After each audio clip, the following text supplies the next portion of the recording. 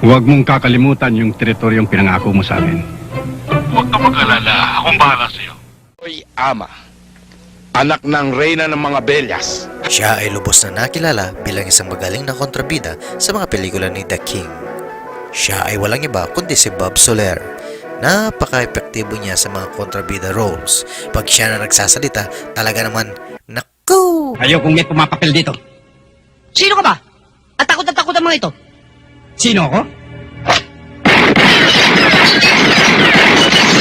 Ang angas-angas.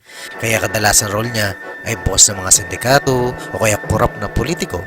Marami siyang mga pelikula na habang buhay na nakatatak sa kasaysayan ng pinilakang tabing, gaya ng Epimaco Velasco NBI noong 1994, alias Batman and Robin noong 1965, at Alamat ng Pitong Kilabot noong 1967.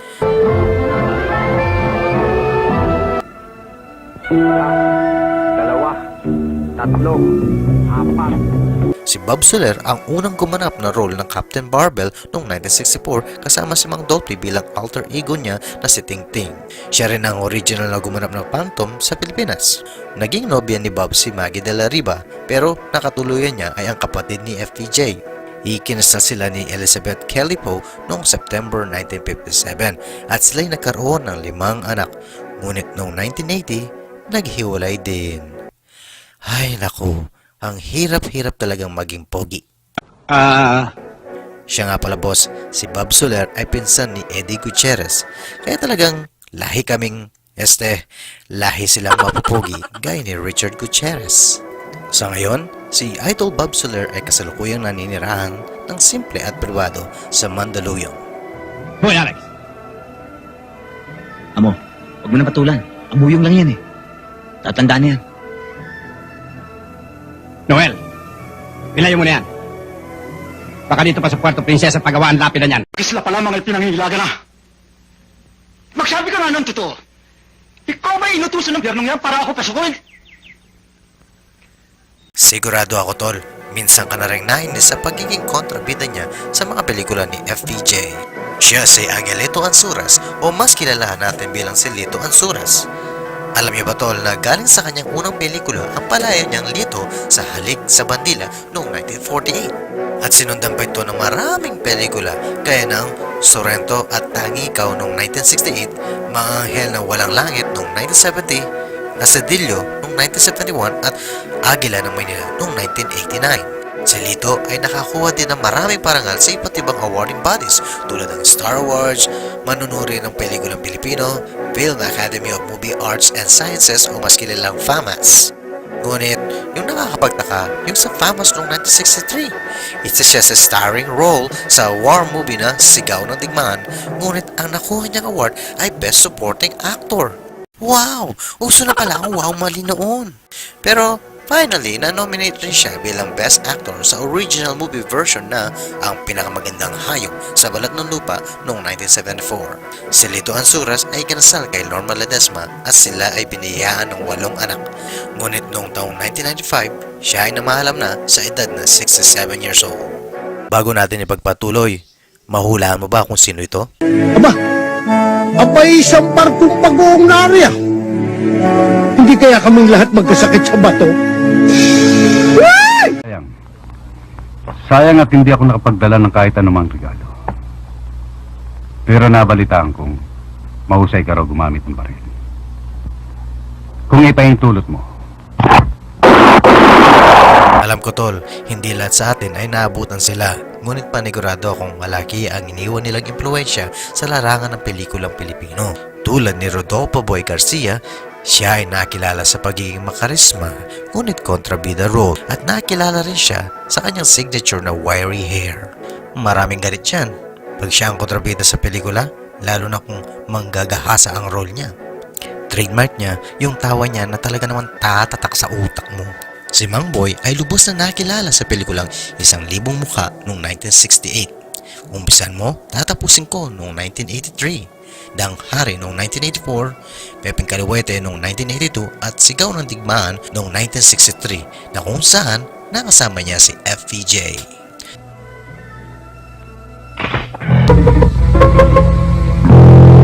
Ngayon nasaksiyan.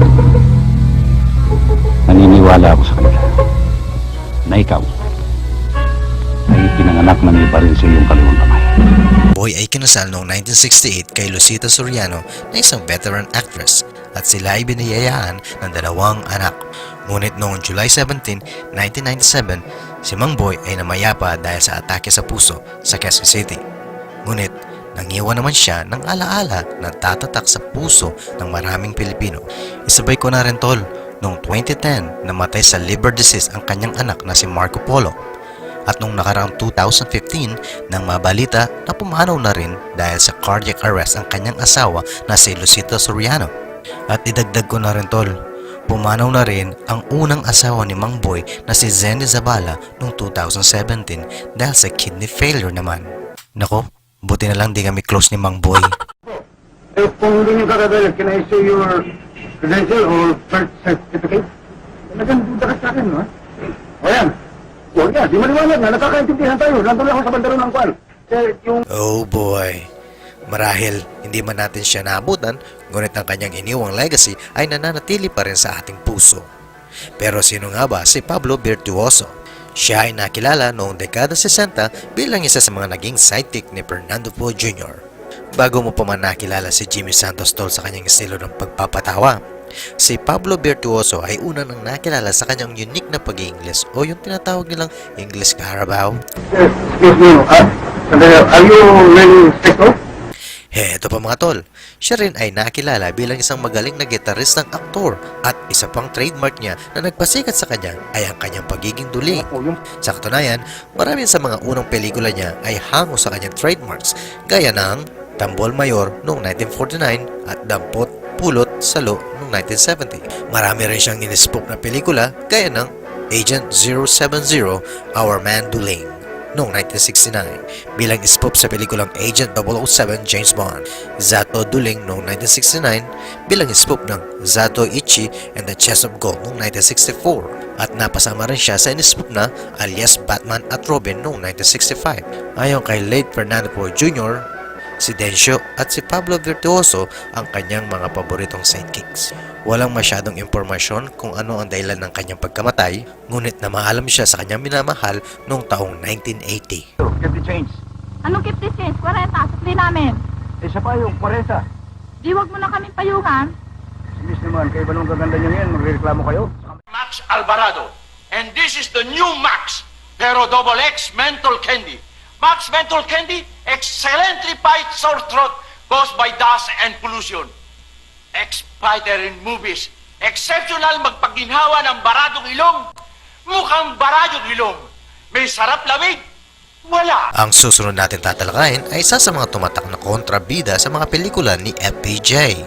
Siya ay si Gavino Maximo Teodosio o Maximo Pompling sa mga kaibigan niya. Siya ay walang iba kundi si Max Alvarado. Ipinanganak siya sa Manila noong February 19, 1929. Una siyang gumanap sa pelikulang Halik sa Bandila noong 1948. Naging nominado siya ng 5 beses sa Famous Supporting Actor Awards. Sa pelikulang Ang Kampana ng Santa Quiteria noong 1971 ay nakuha niya ang Famous Best Supporting Actor kung saan nakasama niya si FPJ. Isa sa mga kontrabida role niya na sumikat at talaga namang tumatak sa mga manonood ay bilang si Lizardo sa Ang Panday noong 1980.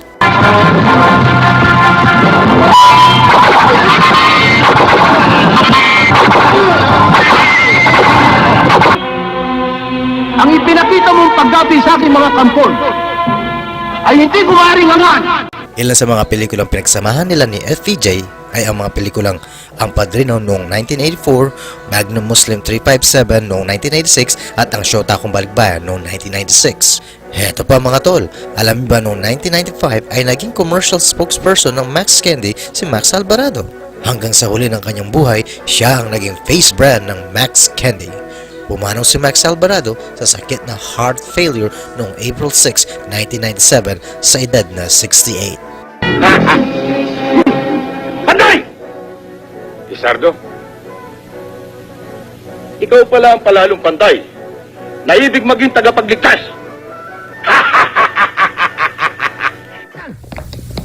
Ang lakas ng loob ninyong pakialaman yan, baka hindi nyo kilala kung sino may hawak niyan, ha? Baka ipatapon ko kayo sa kangkungan. Sino team leader nyo? Ay, wala akong pakialam sa negosyo mo eh. Maraming umasa sa akin. Maraming bibig. Maraming magugutom. Ha? Alam kong minsan ka na niyang pinahanga sa pagiging kontrabida at komedyante sa mga pelikula. Siya rin ay madalas nating makita kasama ni FPJ sa mga pelikula tulad ng Epimaco Velasco NBI noong 1994. Hindi niyo ba sinabing nasa third floor tayo? Hindi naman natanong sir Hagador noong 1996, Tumahimik ka ha? Asawa ko ni Edward. Bakit? Ah, ganun! At paano naman nangyari yun eh? Ako ang kinakasama ni Edward eh. Sabi ko na nga ba walang gagawin matinutong Edward na to eh. at marami pang iba. Taong 1988, siya ay nakakuha ng parangal bilang Best Supporting Actor para sa pelikulang Patrolman at Famous Award para sa Canto Boy 2, anak ni Totoy Guapo. Siya ay walang iba kundi si Dick Israel. Alam niyo ba tol na bukod sa pag-arte ni Dick, siya ay mahilig din sa musika. Long and winding road that leads. Sa katunayan, idolo niya ang bandang Beatles. Taong 2010, ang veteranong aktor ay napabalitang na stroke at dahil sa mga tuloy-tuloy na treatment niya ay humingi siya ng tulong, kaya naman ang aktres na si Vivian Velez ay kumatok sa puso ng Damay Kamay Foundation para matulungan ang ating aktor. Taong 2016, nang mapasama silang nasunugan sa may Caloocan City na dahilan upang lubos na maghirap ang dating aktor. Sa parehong taon din, noong October 11, nang ibahagi ni Vivian Velez na ang veteranong aktor na si Dick Israel ay pumanaw na at iniwan na niya ang kanyang mahal sa buhay na si Melinda Michaka at 3 nitong mga anak. Ngunit pagkaraan lang ng 5 araw ay pumanaw na rin ang kanyang asawa sa sakit na aneurysm.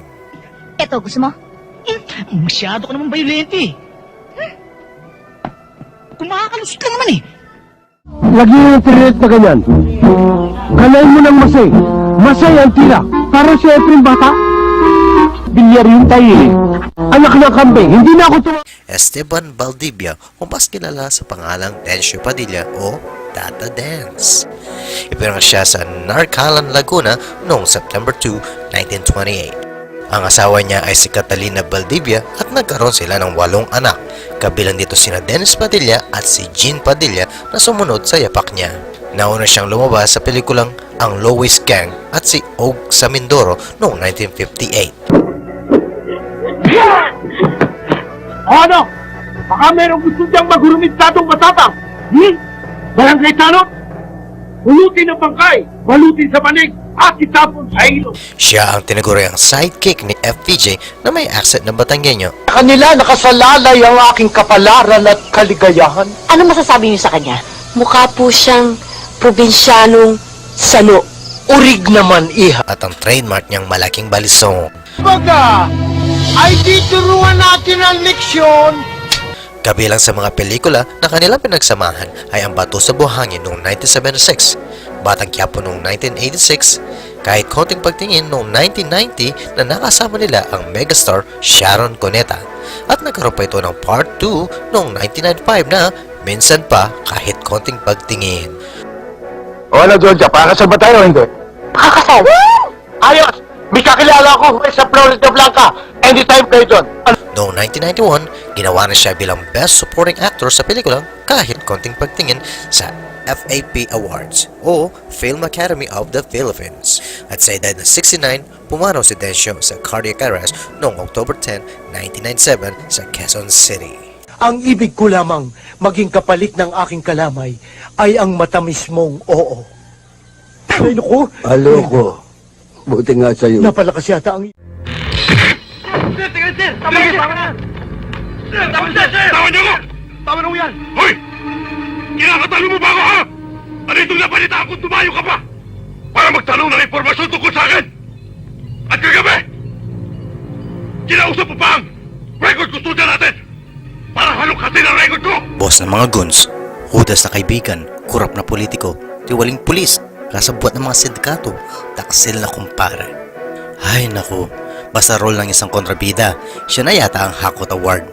Siya si Zandro Zamora, na kilala bilang magaling na aktor at nakasama sa pelikula ni FPJ tulad ng Padrino noong 1984, ang probinsyano bilang isang pulis noong 1997, Mahirap ka naman, sir. Dahil sa probinsya, ang tinatarget, balde. Sobra ka naman manlait. Prom din na nga yung tao. Ginagawa mo pambano. Hindi naman ganun si De Leon.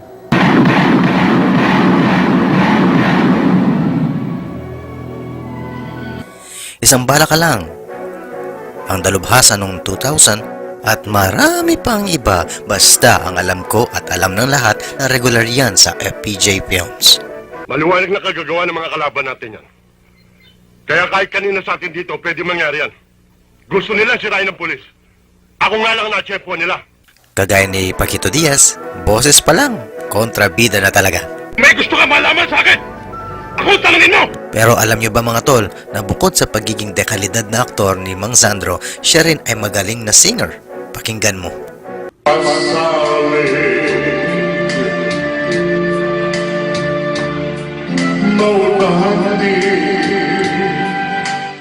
Wow, galing ah. Marami nga nagsasabing pumanaw na raw si Ginoong Sandro Zamora. Pero kagaya ni Chuck Perez, nabiktima rin siya ng death hoax. Ngunit nasa na nga ba ang magaling na kontrabida? Ayon sa aming source, si Sandro Zamora ay simple at pribadong namumuhay sa West Hollywood, California kasama ang kanyang pamilya. At kung sa Pilipinas naman, siya ay makikita sa Quezon City. Marami rin nakapagsabing mga kababayan nating OFW na siya raw ay naghihirap at palaging palaboy sa LA. Kung totoo man ang balitang yon, sana ipatnubayan siya ng Panginoon. Magkagayon man, basta ang mahalaga, ang gaya ni Mang Sandro ay isang kayamanan sa mundo ng sining at di man batid, malaki ang impluensya at ambag nito sa pelikulang Pilipino. At laging tatandaan na walang patok na pelikula kung walang magaling na kontrabida na gaya ni Ginoong Sandro Zamora. Life that's true, I providence, and every my word. Aba, abay isang barkong pag-uong nari ah. Hindi kaya kaming lahat magkasakit sa bato? Ay! Hindi kaya kaming lahat magkasakit sa bato? Ay!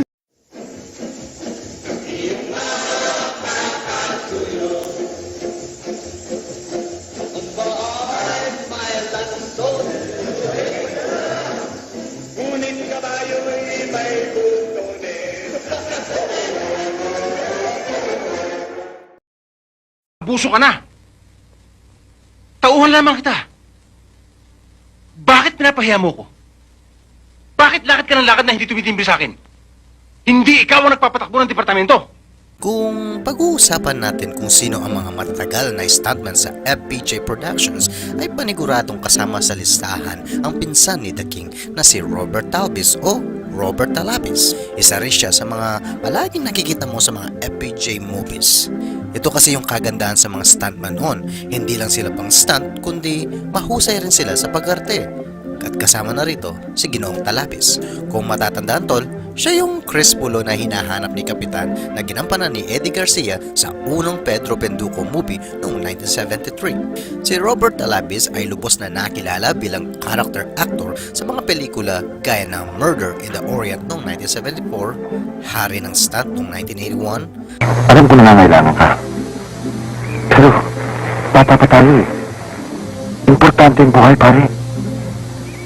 200,000 piso, Berto. Agaw Armas bilang isang mayor noong 1986. Sino ba yung trabaho sa akin? Depende yung mayor. Tsak kung magugustuhan mo. Wala kang gagawin kundi alalayan ako. Kailangan ko katulad mo.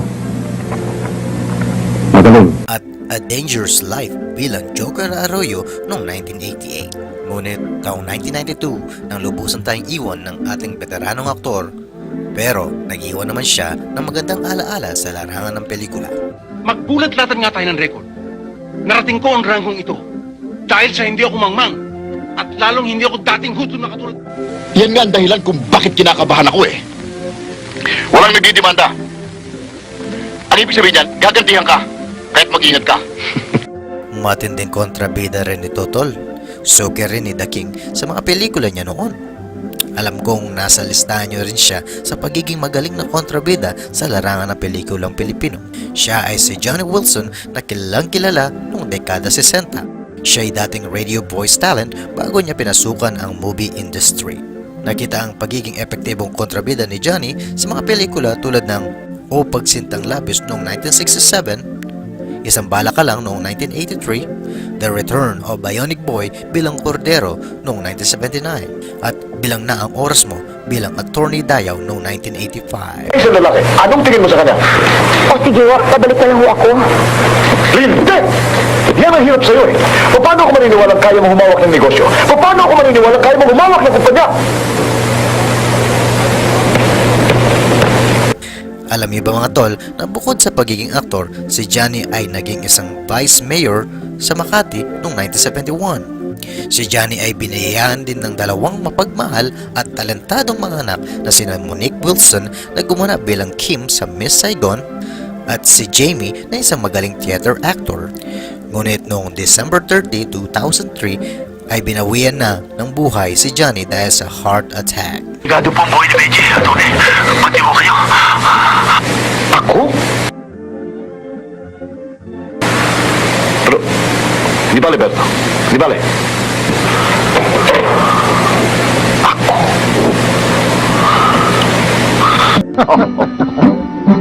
Mayor, baka naman ho yung meriendang sinasabi ninyo samahan po ninyo ng konting relevance. Paggasolina ba? No problem. Ayos. Nakakahiya ka kasi. Baka mausot yun. Alam niyo ba mga tol na bago maging isang sikat na aktor ang ating idol na si Val Iglesias, siya ay nagsimula muna sa pagiging stuntman. Si Val ay nakilala bilang isang magaling na kontrabida noong dekada 60 hanggang 80. Siya rin ay isang magaling na direktor tulad ng mga pelikulang SIG 357, Baril Ko ang Papatay Sa'yo noong 1997, Padre Calibre noong 1997. Simple lang. Tapos na serbisyo mo kay Congressman Cortez. Kaya dapat, mamatay ka na. Sinasabi ko nga ba't si Congressman Cortez may pakana nito? Abel Villarama Armado noong 1999 at Terrorist Hunter noong 2005. Mayor, umasa ko kayo. Bukas na bukas, nasa dyaryo po kayo. Sapagkat gusto po naming malaman ng buong bayan na ang mayor, ang mga government official na katulad ninyo ay nanunungkulan ng tapat sa bayan. Kung regular kang nanonood ng Ang Probinsyano noon ni Coco Martin, siya yung nakita nating gumanap bilang isang bus hijacker noong 2016. Speeding ka kasi. Kapigil. Sir, overspeeding eh. Gusto patakbo. Hindi mo yan. Heto pa mga tol, bukod sa pagiging magaling na aktor at director, pinasukan rin niya ang mundo ng politika dahil siya rin ay naging kagawad ng Rosario, Pasig City noong 2018. Sa kasalukuyan, siya pa rin ay nakatira sa Pasig City kasama ang kanyang pamilya. Siya pa rin ay aktibo sa entertainment industry, ngunit behind the scene na lamang. Sa katunayan, siya ang fight instructor at stunt director ng mga pelikula gaya ng Ganda Rapido, The Revenger Squad noong 2017, Fantastica noong 2018 at Bihag noong 2019. Hindi po namin inaalintana kung kami man po sa ginagawa namin ito ay magkasakit. Sapagkat ito po ay pagtulong sa mga kasama namin stuntman na mahihirap na kailangan pong hatiran namin na makakain nila. Gusto mo namang ibalik mo na lang sa akin ang pag-ibig mo? Topoy, mga pogi lang yung type ko. Bakit? Hindi ba ako pogi? Hindi!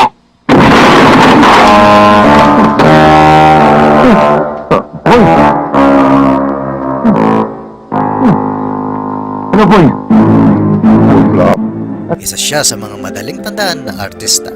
Siya si Hilarion Cuenca Silva o mas kilala bilang si Larry Silva. Pero mas tumatak siya sa karakter na ginampanan niya sa OK Ka Perico bilang si Pipoy. Ako yung pangungutang mo sa akin? Ba? Hindi ko nangungutang sa'yo, ha? Sarili kong sweldo yung inuutang ko. At pagdating ng sweldo, kung mawala ka na sasahurin, di mangungutang ka na rin. Oh, doon mo na rin ba hinangutapan? Doon mo na rin pasok sa Joel Kid sa eksena. Trademark din niya ang kanyang boses na parang si Cookie Monster ng Sesame Street. Ano? Balik kayo! Mga walang nagtari!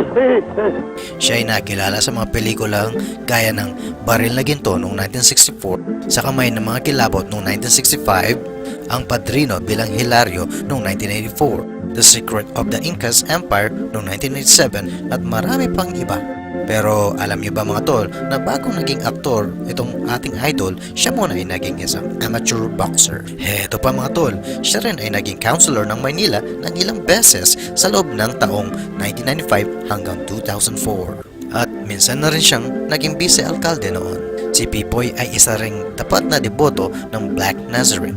Ngunit noong April 27, 2004, nang mapabalita siyang pumanaw sa edad na 66 years old dahil sa matagal niyang sakit sa bato. Bagong salta dito sa atin. Epi? Oh. Epi ba ako? Hindi, epilepsy. Kain! Ano raw? Tumalbo ng pagkain.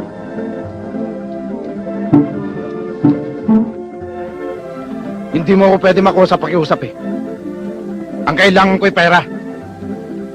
Adios. Panday Gani. Hindi bagay sa yung pangalan mo. Ano? Panday Ganid. Salamat, Bangkay. Alam ko tol, isa ka rin sa mga nalilito kung siya ba si Robert Talabes at Robert Talby, di ba? Siya si Robert Talby na kilala bilang isa sa mga pinakaunang batch ng FPJ Boys. Si Robert Talby ay kilala bilang aktor, mapa-comedy man yan o kontrabida, at isa rin siyang magaling na direktor mga tol.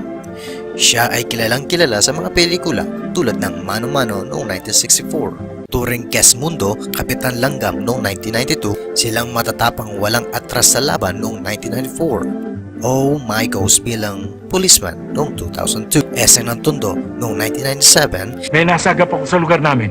Hindi ko gusto alingasaw. O ngayon? Yung mga rampador sa amin, may itutumbang pulis ngayong gabi. Anong kinalaman ko doon? Kasi pulis Tondo eh. at Pandoy, Alalay ng Panday bilang Isagani noong 1993. Radyo, ipapasalamat ako sa inyo. Utang ko sa inyo ang aking buhay. Hindi ko nga malaman kung paano ko kayo babayaran eh. Isagani, kalimutan mo muna yung salitang babayaran. Si Robert Talby ay nakatira sa Gordon Street, Quezon City kasama ang kanyang pamilya. Ngunit ngayong taon lang nang siya ay bawian ng buhay dahil sa atake sa puso. Magkagayon pa man, tulad ng ibang veteranong aktor, siya ay mananatili pa rin sa ating puso't isipan. Ayoko! Papatayin ako! Huwag mo ko patayin! Babayaran kita! Tulungan niyo ako! Huwag mo ko patayin! Babayaran kita! Babayaran kita! Ano?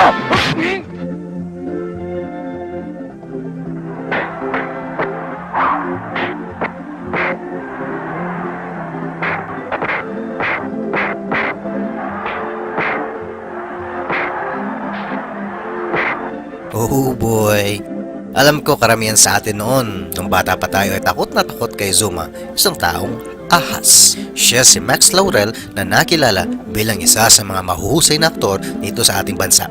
Si Ganong Laurel ay kung mapapansin nyo mga tol ay isang malaking mama sapagkat na-discover siya sa isang gym sa Maynila bilang isa sa mga bodybuilder noon dahil naghanap talaga sila noon ng isang matangkad at maskuladong lalaki para magiging kalaban ni FPJ lalo sa pelikulang Durugin si Totoy Bato noong 1970 na kung saan pasok na pasok ang ating idol sapagkat siya lang naman ay may taas na 6'3".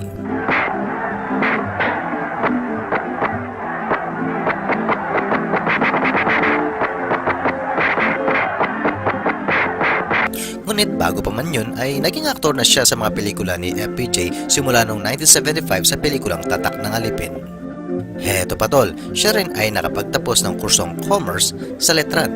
Si Max Laurel ay nakilala nang gampanan na niya ang magiging culture icon sa pelikula na si Zuma noong 1985. Entengin mo kung Kaming Mga Mababawang Kaligayahan noong 1997 na kung saan nakasama niya si Bossing Big Soto at Jano Gibb, ang Panday bilang isang mandirigma, at syempre Sergeant Clarin, Bala Para sa Ulo Mo noong 1990. Hanggang magtapos ang kanyang karir sa industriya noong 1997. Si Max ay kinasal kay Alice Laurel na kung saan ay nagtatrabaho ngayon sa Far East Chamco Leasing and Finance Company sa Intramuros. Dagdag ko na rin mga tol, nagkaroon rin siya ng mga international movies gaya ng Mad Warrior noong 1984, Hell Hunters noong 1987, The Last American Soldier noong 1988, Cop Game noong 1988, at Robo War noong 1988.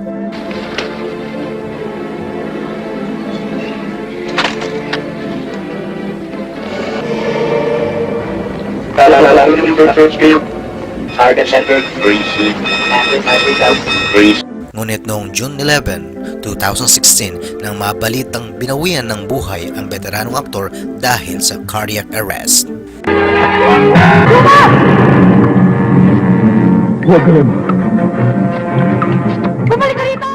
Huwag matigas ang ulo.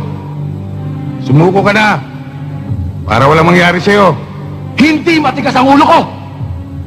Bakit ako susuko? Hapon lang ang sumusuko! Di ko makakalimutan ng pagmumukhang yan. Yung long hair na yan. Siya yung tipo ng kontrabida na nayayabangan ka at gusto mong hampasin ang bote sa mukha. Pero kung iisipin mo tol, no? Nakakatakot rin maging magaling na kontrabida. Pag makita ka lang sa personal, baka'y kukursunadahan ka ng mga tao dahil sa pagiging epektibo mong aktor. At isa na rin dyan si Dindo Arroyo. Plus di lang aktor, kundi stuntman pa yan. Siya ay lubos na nakilala dito sa Pitong Gatang noong 1992. Dalawang taon mo akong pinulo sa kulungan. Lumapit ka kaya, Piap! Kung hindi, unahin ko to! Pag-usapan natin to.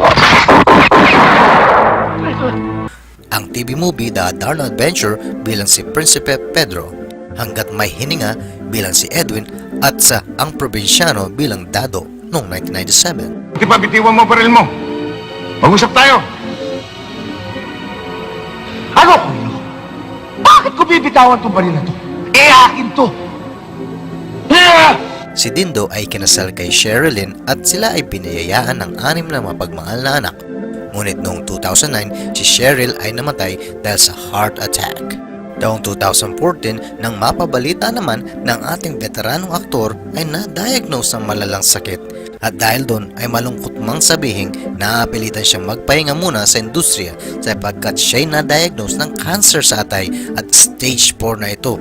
Labis itong ikinalungkot ng kanyang pamilya dahil binigyan na lamang siya ng 6 na buwan ng pananatiling buhay sa mundo mga tol.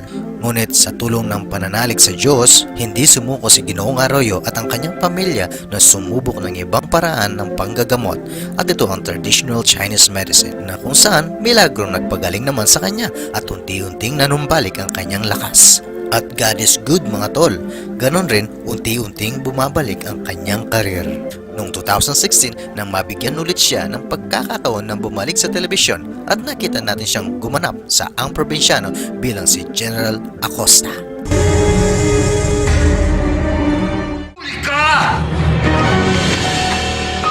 Ikaw ba na? Kagang kumukuha ng pera ko dito! Ha? Wala pa rin talagang kupas si Idol, nakakabangas pa rin. Siya rin ay gumanap bilang isa sa mga kalaban ni alias Robin Hood bilang Paquito Domingo noong 2017. Hanapin mo ko! Hanapin mo itong balat ko! Wala kang pinagbahan! Sabi yan!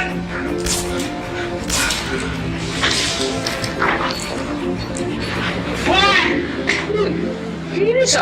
Sa ngayon, siya ay masayang namumuhay sa Maynila kasama ang kanyang mga anak.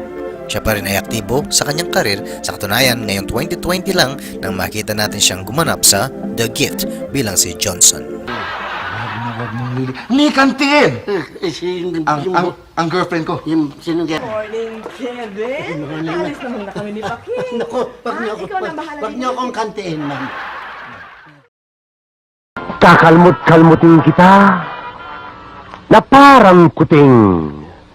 Pagkatapos, kita'y sisilain. Ang mga sinasabi sa'yo'y niuukol. Yan may pangako. Palabra de honor. Natatandaan niyo pa ba ang linyang to mga tol? More you are good girl. Malapit nang bumagsak sa aking mga kamay ang TV na yan. Siyempre, siya si Jose Diaz o mas kilala natin bilang si Romy Diaz. Siya ang kontrabida na nuknukan ng kasamaan. Leon kung magalit at parang umiiyak na tupa naman kung magmakaawa sa bida. Alam niyo ba mga tol na bago maging aktor ang ating idol, siya muna ay naghari sa larangan ng basketball. Siya ay isa sa mga pambatong player ng FEU Tamaraw at Crispa Redmanizers. Heto pa tol, siya lang naman ang nakapagpuntos ng 44 sa UAAP game noong 1961. Siya rin ay nakababatang kapatid ni Paquito Diaz na isang veterano aktor at syempre tito ni Joko Diaz. Sa maniwala ka man tol o hindi, naging parte na ng iyong puso't isipan si Romy Diaz. Gusto mong patunayan ko yun boss? Heto, basahin mo ang linya niya.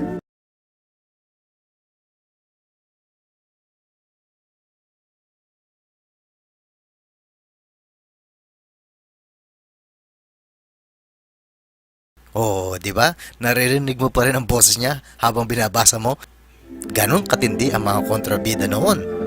Si Romy Diaz ay lubos na nakilala sa mga pelikulang Ang Maestro bilang Ignacio de la Vega noong 1981. At bakit ko sasabihin? Kapag hindi mo sinabi, mapapatay mo ako, bakit ang hindi? Ang Dalubhasa bilang Adyong Tulak. Sandali! Sandali lang! Magsasalita na ako! Kakanta na ako! Pinatagal-tagal mo pa! At ang Alamat ng Lawen bilang Leandro noong 2002. Dumating na matagal ko ng kininipan. Lalpat nasa kamay ko na ang mitya ng iyong buhay. At marami pang iba. Heto na yung ngunit tol. Noong May 10, 2005, nang mabalita ng ating idol na si Romy ay pumanaw na dahil sa cancer sa dila. Tama ka tol, na mayapang aktor 5 buwan ang nakalipas nung pumanaw ang kanyang kaibigan na si Fernando Poe Jr. Ako, ganun talaga siguro magmahal si The King, no? Sinusundo na niya ang mga kaibigan niya. Sa langit na lang daw yung shooting. Elias, hindi na makakahawak ng tisa ito. Sharo, last chance mo na ito para umayaw. Sinusuhulan ako ng mga taong ito. Naungaw kayo! Anong naungaw kayo? Anong pinagsasabi nito? Ang sinabi niya, mga siraulo ninyo. Sus Mariosep. Ewan ko na lang tol ha, kung hindi mo pa siya kilala. Sa bigote pa lang, alam mo na magiging miserable ang buhay ng bida sa kanya. Sa aking opinyon, kung merong hari ng kontrabida, siya na yun tol, siya na yun tol. Siya ang mortal na kalaban ni The King. Siya si Francisco Bustillos Diaz o mas kilala bilang Paquito Diaz o Kits sa kanyang mga kaibigan. Siya ay kilala rin bilang isang movie director at higit sa lahat, syempre, isang di maitatangging mahusay na kontrabida. Yun nga lang, laging ang ending ay nagiging punching bag siya ni The King FPJ sa kanyang mga pelikula. Pero huwag kayong magpadala sa inyong mga damdamin mga tol. Alam nyo ba, sa totoong buhay ay talagang matalik na magkaibigan ang dalawa. At siya ay mapagmahal na asawa kay Nena at mga anak nilang sina Joko at Cheska. Pero bago maging aktor si Paquito ay nakilala muna siya sa pagiging magaling na basketballista na pambato ng Ateneo Blue Eagles noong 1955 at 1956. Lubos na namayagpag ang pangalan ni Paquito nang pinasukan niya ang movie industry gaya ng mga pelikulang Ang Pagbabalik ng Probinsyano bilang Roque noong 1998. Tiniente, naunahan mo lang ako. Ang totoo niya, talagang papunta na ako sa presinto mo. Niloloko tayo, napaliligiran tayo. Pamilya Banal noong 1989. Akalain ba nating mauna silang dumating kayo sa Quibecto? Pero malinis ang trabaho. Hanggang sa ngayon, hindi pa sumingaw yun. Kaya nga ulitin mo. Bobo Cup na kung saan gumanap siya bilang isang police officer, ang pinakamahabang baba sa balat ng lupa. Pusa ako! Pusa ako! Ano? Pusa ka? Oo! Pusa ako! Mabuti sinabi mo, pusa ka. Buti! Patay ka akin! Walang matigas at tinapay sa mainit na kape at ang dalubhasa bilang Sarge. Ang pumatay kay Labo-Labo? Ikaw, Michael! Ba, hindi ako, sir! Kahit mahirap lang kami, hindi ko magagawa yun. Anong kalokohan pinagsasabi mo? Taong 2004 nang mapabalita na ang veteranong aktor ay na-stroke dahil sa hypertension at siya'y sumailalim sa major brain surgery. Ngunit noong March 3, 2011 nang tuluyang binawian na ng buhay ang magaling na aktor.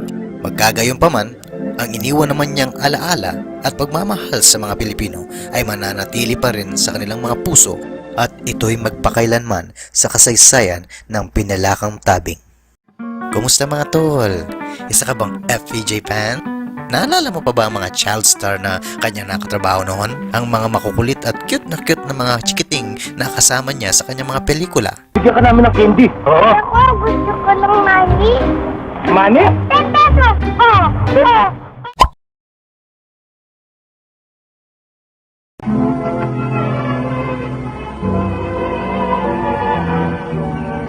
Inay? Kami tayo?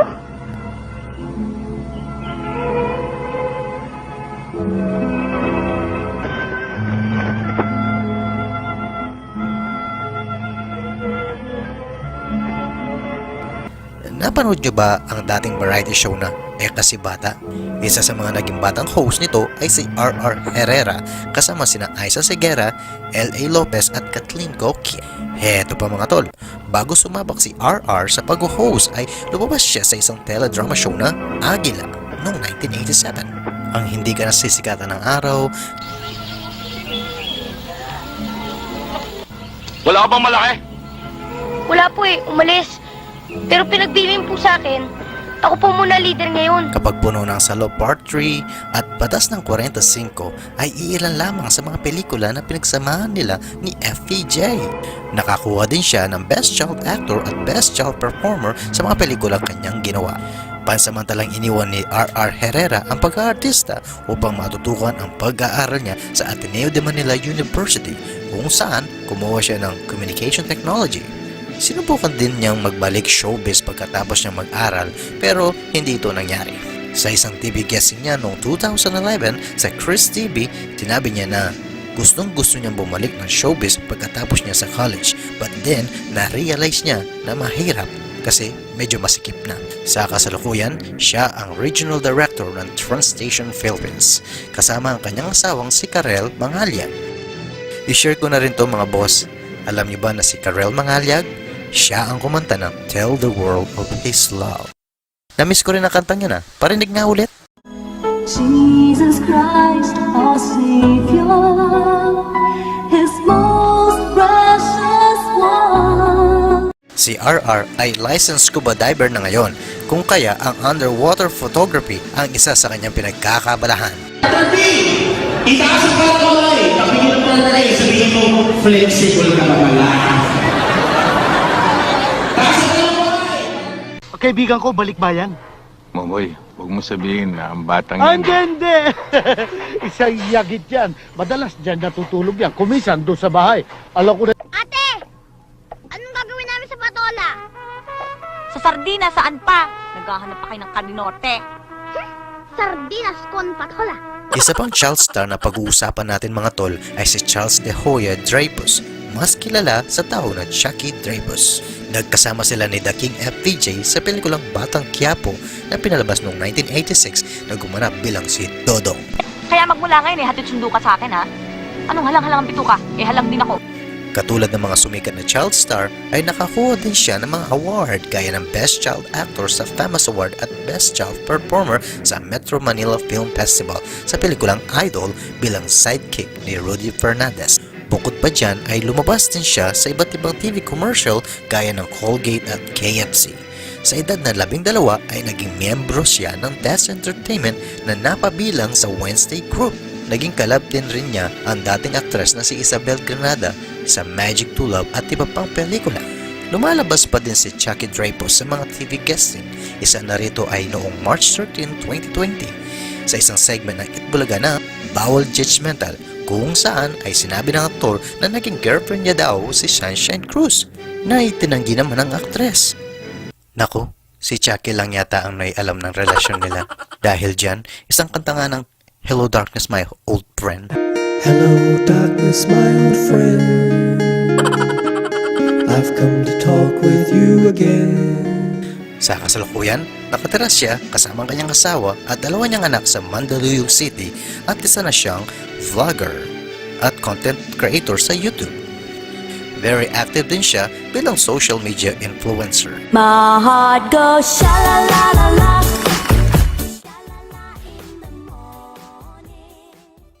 Uncle Julius, nasa yung para sa akin? Ano sa'yo? Baka tamaan ka sa akin, ha?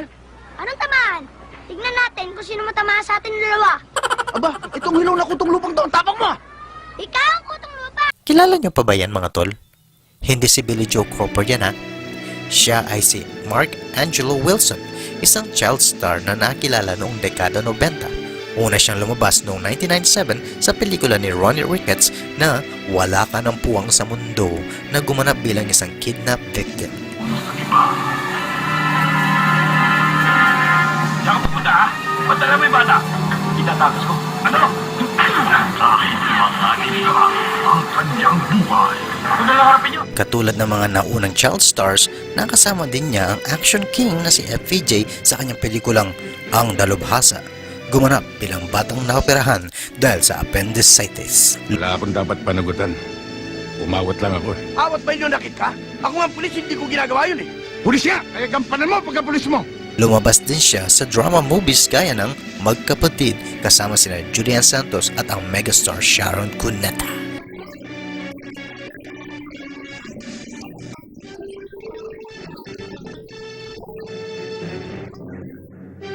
Episode na Painting at Bisikleta.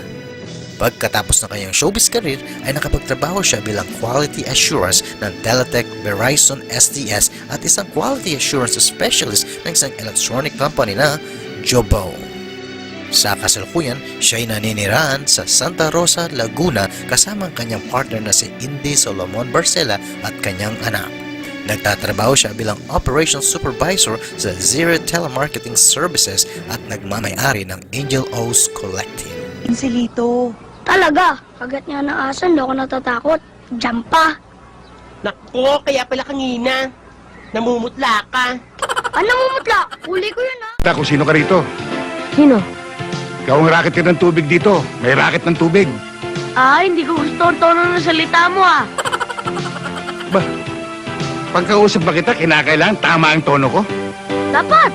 Vandolp Laksamana Quezon o Vandolp, pinagsamang pangalan ng kanyang magulang na sina Vanessa Laksamana o si Alma Moreno at Dolphy Quezon.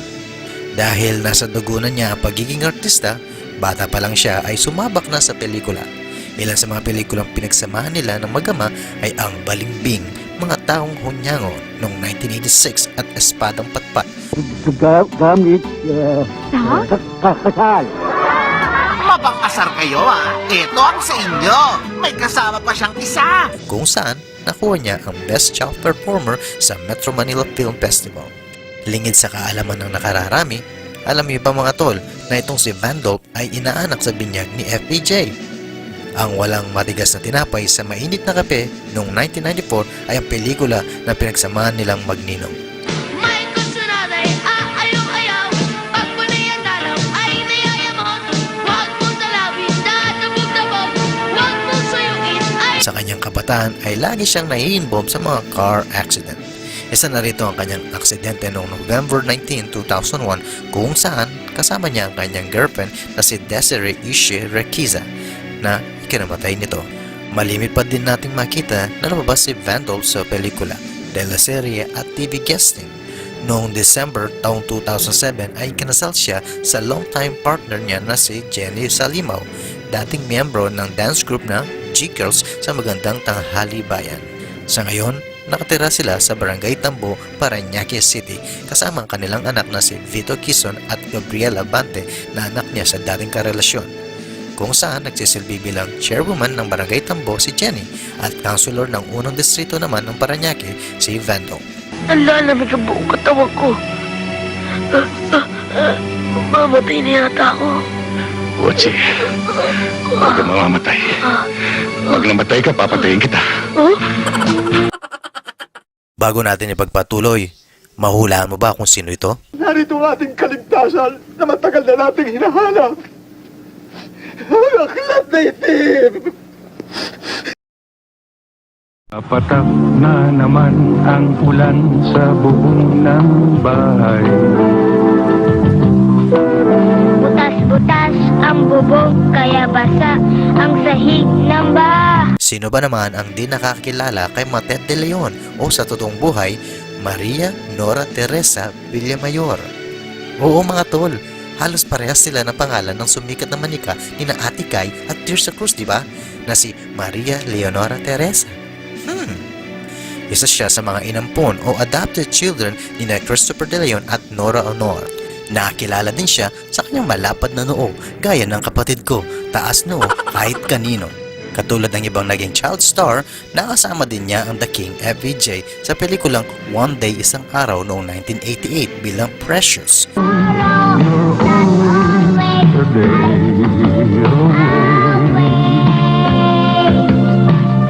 Kung saan nakuha niya ang 1989 Famous Award Best Child Actress. Ginamot mo ako? Ang bait-bait mo talaga. Napangasawa niya ang non-showbiz chef na si Miggy Estrada at nagkaroon sila ng 4 na anak, sina Mishka, Juan Miguel, Micaela at Mia. Ngunit ang kanilang pangalawang anak ay namatay 5 araw pagkatapos niya itong iluwal. Sa kasalukuyan ay naninirahan ang kanyang pamilya sa Antipolo, Rizal. Pag-aalaga sa pamilya at paggawa ng teleserye at pelikula pa din ang kanyang pinagkakabalahan. Ilan sa mga latest na pelikula at teleserye na ginawa niya ay ang Dotga, The One That Goes Away noong 2018 bilang Halak.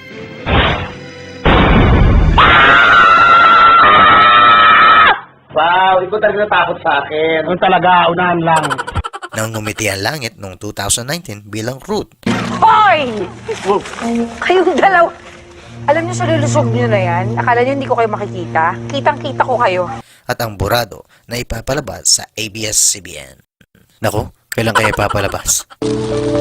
Kuya Pastor, totoo bang sabi ni Kuya Pepe, hulog daw ako ng langit?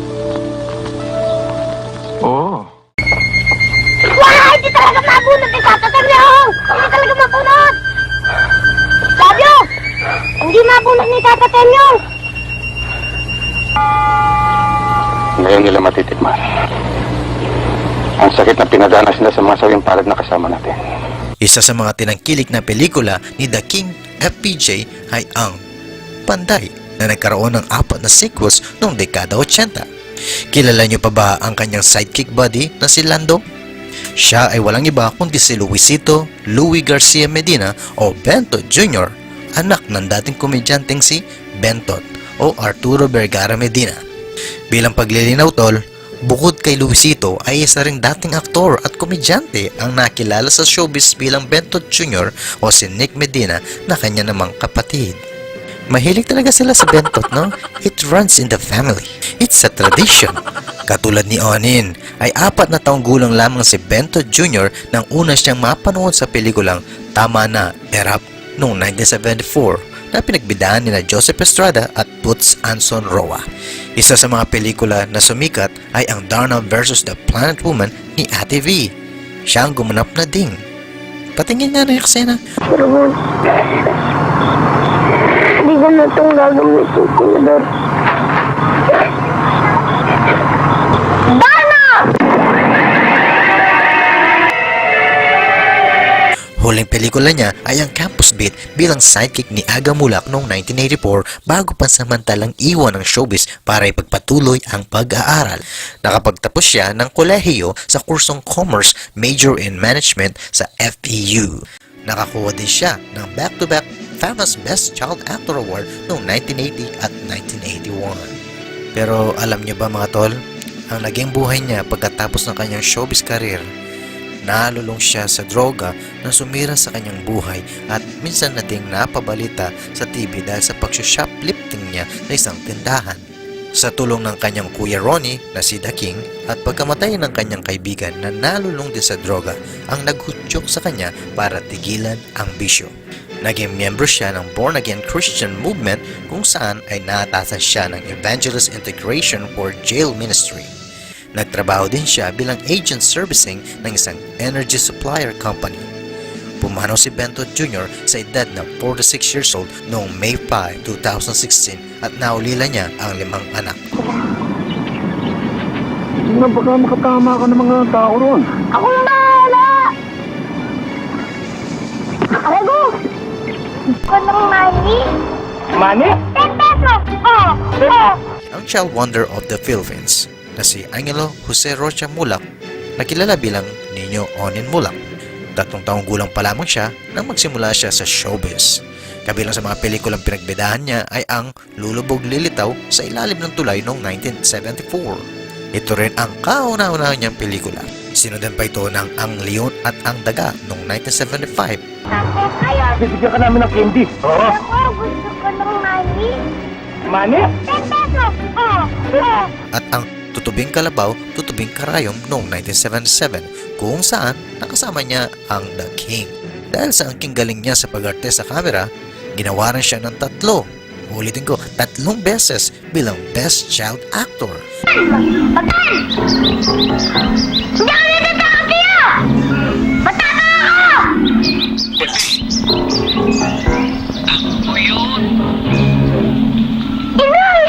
Alam niyo ba mga tol, hanggang ngayon ay hawak pa din niya ang titulong Highest Paid Child Actor in the Philippine Cinema. At ito pa, ang lahat ng kinita niya sa pag-aartista ay inilagak sa isang trust fund kung saan magagamit lamang ito kapag nasa hustong gulang na siya. At ginagamit na niya ngayon. Sa kasalukuyan, isa na din siyang ama ng child star na si Alonzo Mulak at nagmamay-ari ng mga business.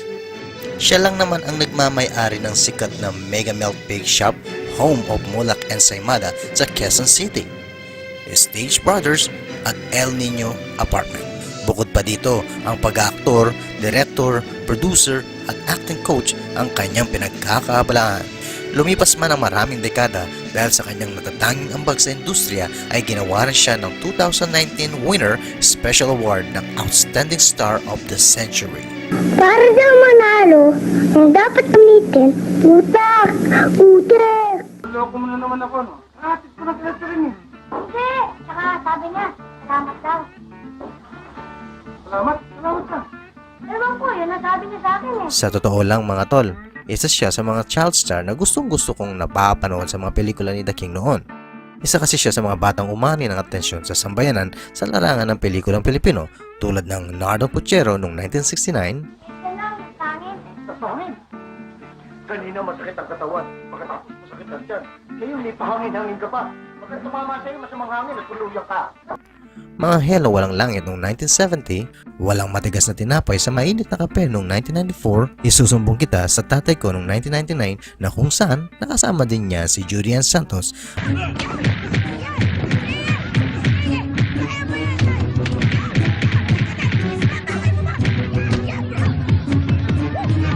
at ang Alamat ng Lawe noong 2002.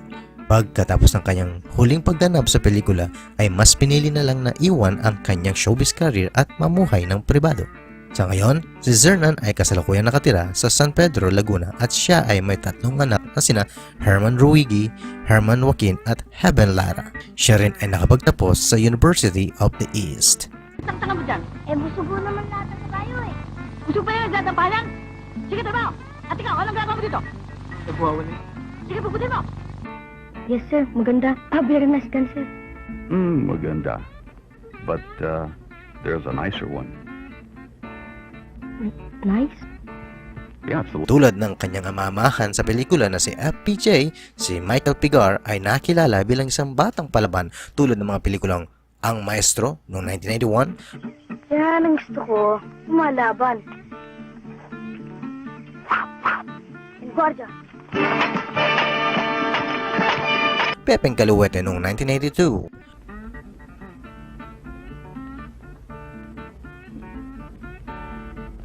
Come on, pull it.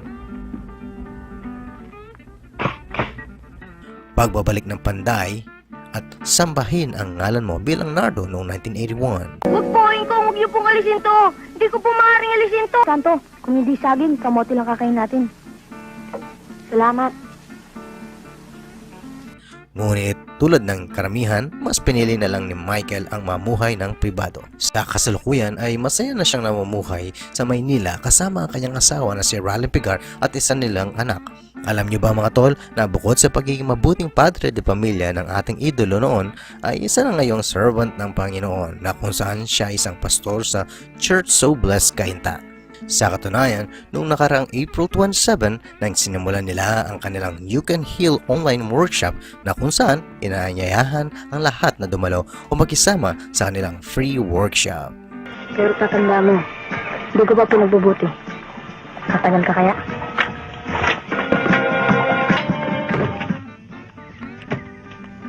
Wait nga, mag-aaral ka mabuti. Ay nako, pasalamat ka sa akin tuloy at naligtas kita sa pulis. Kundi nahuli ka. Palibasa, ang bagal-bagal mo kung tumakbo. Ay nako, palibasa, malaki ang tiyan mo kaya hindi mo kayang daloy ng put mo. Bukod kina Alice Sixon, Ina Raimundo at Sunshine Cruz, si Cheryl Rose Anna Marie Sonora Cruz o mas kilala natin bilang Cheryl Cruz ay isa sa tinaguriang hot mama. Abay, paano naman kasi parang sila yung nagpatunay dun sa kantang Forever Young. Pero alam niyo ba mga tol, na si Cheryl ay isa sa mga batang actress na lubos na nakilala sa pelikula at telebisyon noon. Siya rin ay nakasama ni The King sa mga pelikula tulad ng Roman Rapido bilang Rita na kung saan kinilala siya bilang Best Child Actress. Son, kulungan yon. Doon tayo nakulong. Hindi ba doon tayo iniligtas ng Tatay Roman? Siya nga pala, Lola. Bakit ako? Marami akong tatay at nanay. Ang leon at ang kuting bilang kukay.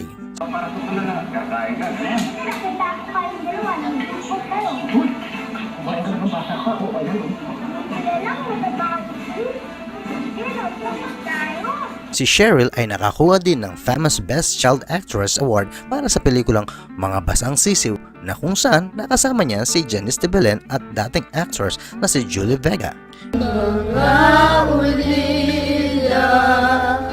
Ulila sa Martina. Heto pa, bukod sa pagiging magaling na actress mga tol, siya rin ay may talento sa pagkanta. Sige nga, pakinggan nga natin.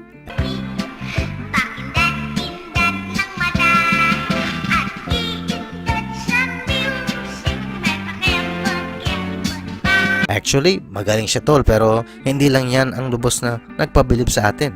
Alam niyo ba na siya ay tinaguriang hula hoop queen of celebrities? Ooh, baka ito talaga ang sikreto para makamtan ang Forever Young.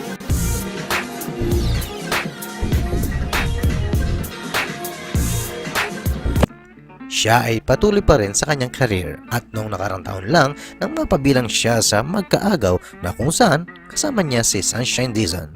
Kung makapagsalita ako, musing mo malinis, baka nakakalimutan nila, ikaw ang nauna ng agaw!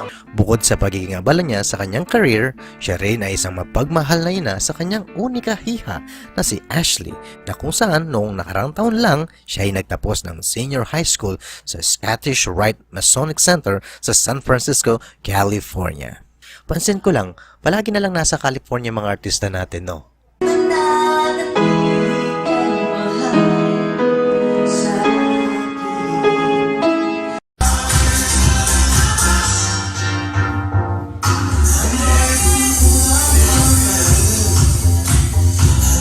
Bastang napupuruhan. Palagay ko, tinraidor ka. Kasi alam mo tay, naniniwala ako na kahit ilan man sila, kahit 10 man sila, kayang-kaya mo sila. Alam niyo ba mga tol na nakasama rin ni Miss Sunshine Dizon si FPJ noon? Gaya ng mga pelikulang One Day Isang Araw noong 1988, She-Man, Mistress of the Universe. Mas kasapitan ito 10 ng iyong mga kasamahan. Kapag dumating na, tsuhin mo si Gay Scal, ha? Bakit kailangan mo magdamay ng mga batang si Kalumba dito? At kahit butas ng karayom, papasukin ko noong 1995 na kung saan nakakuha siya ng Best Child Actress. Sige, tumawag ka ng pulis hanggang gusto mo! Tumawag sila lang panok! Dagdag ko na rin tol, alam niyo ba na si Miss Sunshine ay unang sumabak sa buhay artista nung siya ay 3 taong gulang pa lamang? Oo tol, tamang narinig mo. Sa murang edad ay pinagkakakitaan, nakitaan na siya ng talento sa pag-arte. Natatakot eh. Kaya hindi naman nakakapagtaka na hanggang ngayon ay sikat pa rin ang ating idolo. Bukod kasi sa pagsabak niya sa mga drama, siya rin ay pasok na pasok sa comedy na kung saan siya ay naging regular member ng Bubble Gang. Panoorin nga natin. Nino, naiimbierna na po talaga ako dun sa babae ng asawa ko. Oh. Naku, siya na nga yung nang agaw. Siya pa tong mayabang. Hindi lang siya pang drama, pang comedy pa. Taong 2010 nang ikinasal siya kay Timothy Tan na isang businessman. Ngunit pagkaraan ng 6 na taon ay nagkahiwalay din sila. Sa kasalukuyan ay masayang namumuhay kasama ang kanyang 2 mapagmahal na anak na sina Doreen at Antonio. Siya pa rin ay aktibo sa showbiz. Sa katunayan, noong nakarang taon lamang ay nakita natin siya sa Magkaagaw. Tutuos tayong balandi ka! Inagaw na bituin, Payag na ako maging vocalist ng banda niyo. Yes! Nagbunga rin yung mga pagpapakit ko sa'yo. Tara, ano? mystified, Please, mag-desisyon na kayo! Hindi ko kaya to! Masyado sa palakas!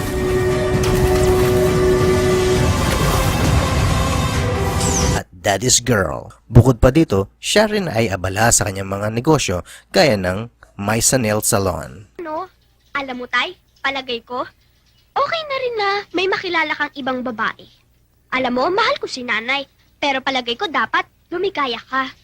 Ang baril ay mabuting alipin. Masamang Panginoon. Ang ibig kong sabihin, kapag ang baril ay ginamit sa kabutihan, mabuti yan. Isa sa mga naging anak-anakan ni The King FPJ sa kanyang mga pelikula tulad ng Ang Panday noong 1994, Batang Quiapo bilang Kaloy noong 1986, Anong gagawin namin sa patola? Sa sardina, saan pa? Naghahanap pa kayo ng karinote. Sardinas con patola. at Muslim 357 bilang Kikoy noong 1986. Ang balang ito ang tinatawag na piercer. Tumatagos ito sa pader, semento o hollow blocks. Si Manjuman, hindi pwede magtago sa likod ng semento o hollow block. Lubos na minahal ang batang aktor na si Christopher Paloma dahil sa angking kulit at galing nito sa pag-arte. Sa katunayan, bukod kay The King FPJ, nakasama din niya ang ilan sa mga bigating artista tulad ni Ramon Bong Revilla sa pelikulang Boy Tornado bilang Momoy noong 1987 at si Lito Lapid sa pelikulang Macario Durano bilang Junior noong 1994. Kapatid mo, wala na rin ba kaming halaga sa'yo? Ihihingi ko na lang ng tawad sa Diyos ang mga pagkukulang ko sa inyo. Bahala na. Na kung saan huli nating nakita sa industriya ang batang aktor. Pero kumusta na nga ba si Christopher Paloma pagkatapos ng iwan niya ang entertainment industry? Siya ay kasalukuyang nakatira sa Oakley, California kasama ang kanyang pamilya. Siya ay nagtapos ng pag-aaral sa AMA Computer College at ngayon ay isang programmer analyst sa Williams-Sonoma. Pero kung magpapadala kayo sa kapangyarihan ng baril, masama yan. Naintindihan niyo ako? Opo, opo. May pagpapasalamat ako. Kung susundin mong hinihiling ko sa'yo. Kaya ba hindi ka lumabang kanina? Kung ako sa'yo, hindi ko papalampasin ang ginawa nila eh. Siya ay nagdingning sa telebisyon at pinilakang tabing dahil sa kanyang kagwapuhan noon. Bukod kasi sa pagiging aktor niya, siya ay nakilala sa pagiging TV endorser tulad ng Colgate. Siya si Julius Abad Ilagan o mas kilala bilang J. Ilagan. Maraming beses na rin natin siyang nakita sa mga pelikula ni The King FPJ tulad ng Daniel Barrion noong 1964. Hindi mo ba alam kung sino? Hindi nga. Ang nakapagsabi sa akin eh. Tingin ko ta. Baril sa Aking Kamay bilang Boy noong 1966. Sigurado panalo kayo. Huwag kang makialam. At umalis ka riyan. Nakita kami natatalo na kung ano yung pinagtuturo mo pa. At Agila bilang Osman noong 1980. Bakit, Osman? Ano bang nangyayari sa'yo? Bukod sa mga pelikulang ito, siya rin ay lubos na nakilala sa Maruha bilang Batang Gabriel noong 1967, Tubog sa Ginto bilang Santi na kung saan nakasama niya si Hilda Coronel. Speaking of Hilda Coronel, alam niyo ba mga tol na siya ay kinasal kay Hilda Coronel noong 1980 at siya ay biniyayaan ng 2 anak na sina Leona at Ivy. Ngunit noong 1992, sila din ay nagkahiwalay. Si Jay ay nakatagpo ulit ng taong mamahalin niya at yun si Amy Austria. Sila ay nagsama sa loob ng 10 taon. Ngunit noong February 3, 1992, nang mapabalita na ang ating aktor ay pumanaw dahil sa motorcycle accident na labis na ikinalungkot ng aktres. Ika nga niya sa interview sa Magandang Buhay, umabot siya ng ilang taon para malagpasan ang labis na pagluluksa sa biglang pagkamatay ng aktor. Dagdag pa niya na dumating siya sa punto na parang gusto na rin niyang mawala sa sobrang sakit na nararamdaman niya. Kung kumain, obvious ba? Dapat malakas din ang ngipin ko. Kaya ang mouth specialist ko, Colgate. Ang mga mikrobyo kasi mahilig din kumain. Inuupa ka ng ngipin. Sa proper... Gusto bang makita kung paano ako makipaglaban? Mo, para kalabanin ako. Para ka lamang alikabok. Ang maliit na alikabok ay nakakapuy. Isang bala ka lang. Oh boy!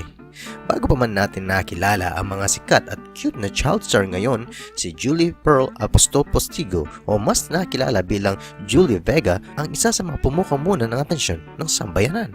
Bukod kasi sa pagiging maganda at galing sa pag-arte, siya din ay binayayaan ng talento sa pagkanta.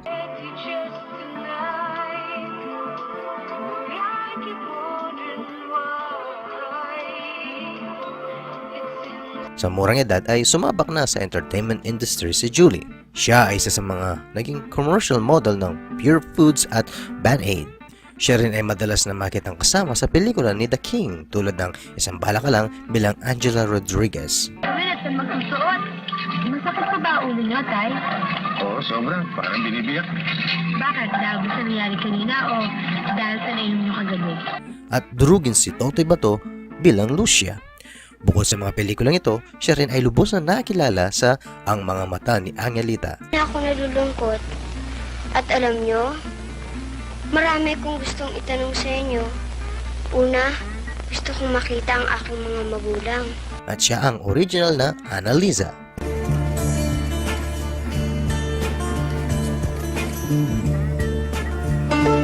Ngunit sa murang edad, siya ay binawian ng buhay dahil sa sakit ng pneumonia noong May 6, 1985. Ayon sa mga balita, naging critical ang kalusugan ng aktres pagkatapos ng huling pelikula niyang Lovingly Yours, Helen. Kailan kaya ako makakapag-aral ulit? Kaya mo na ba? Oo, ate. Wala na naman akong sakit eh. Ngunit ayon naman sa ibang komento, ang tunay na dahilan kung bakit pumanaw ang batang aktres ay dahil sa mga kaluluwang nabulabog nila noong sila ay nag-shooting sa Bulacan. Pagkatapos ng pagkamatay ng aktres, ay naglabas ng isang pelikula na pinamagatang The Life Story of Julie Vega. At maalaala mo kaya na pinamagatang Unan. At taong 2010 nang mapasama si Julie Vega sa Eastwood City Walk of Fame.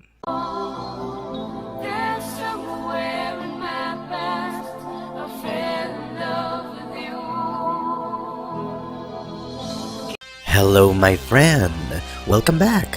Ang time travel natin ngayon ay ang mga fighting scenes ni FPJ sa kanyang mga pelikula magmula 1960 hanggang 2003.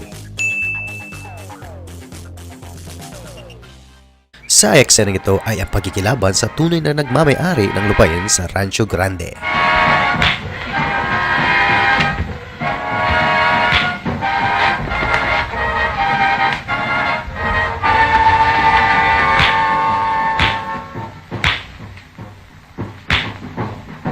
Si Mario at Cartine laban sa mapanlinlang na si Atty. Salazar.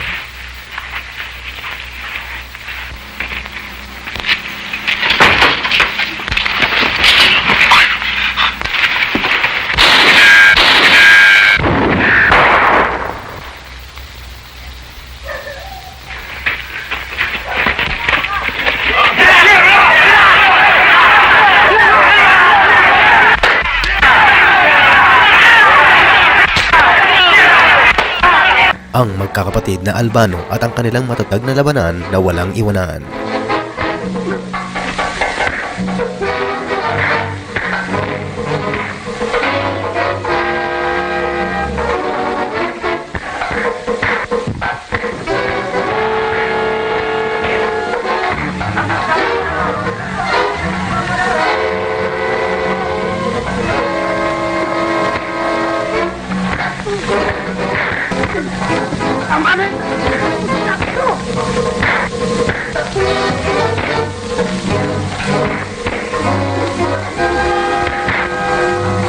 Ang kwento ng mahuhusay na 12 pares na kuba sa Pransya.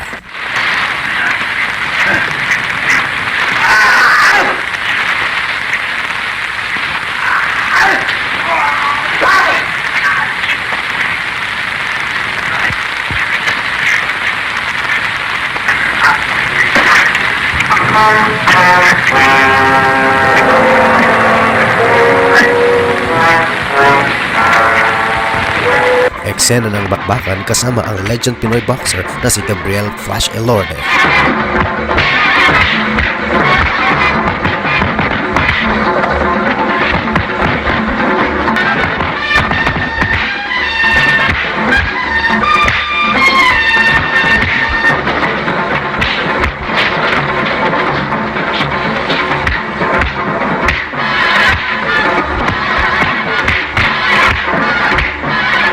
Ito ang unang pelikulang pinagsamahan ng mag-asawa. Sa eksenang ito, pinagtatanggol ni Roman si Vicky laban sa mga taong naghahanap sa kanya upang ipakasal sa matanda. Ang weirdong pelikula. Sa eksenang ito, nagalit ang may-ari ng bar dahil ayaw makipagkaibigan ni Paco Madero sa kanya.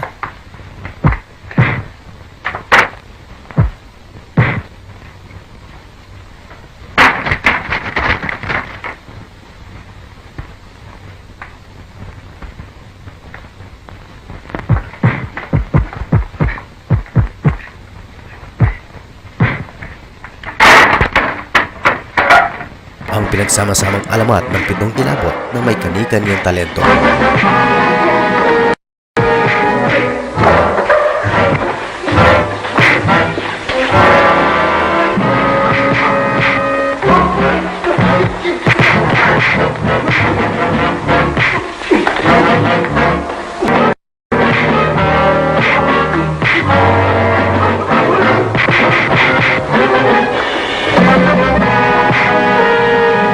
Magbebenta lamang sana ng lupa ng pagkamalang pulis si Nardo ng mga sindikato. Kung hindi ka pulis, siguro informante ka.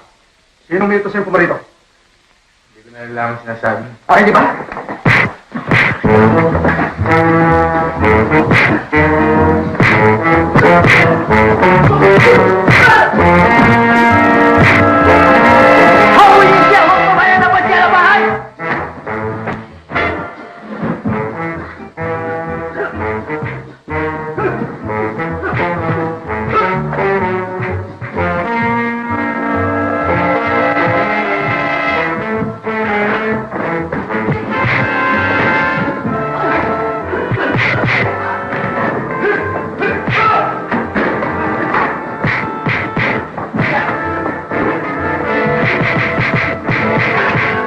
Humihingi ng lagay si Paking kay Nardo para may pantagay, ngunit walang maibigay.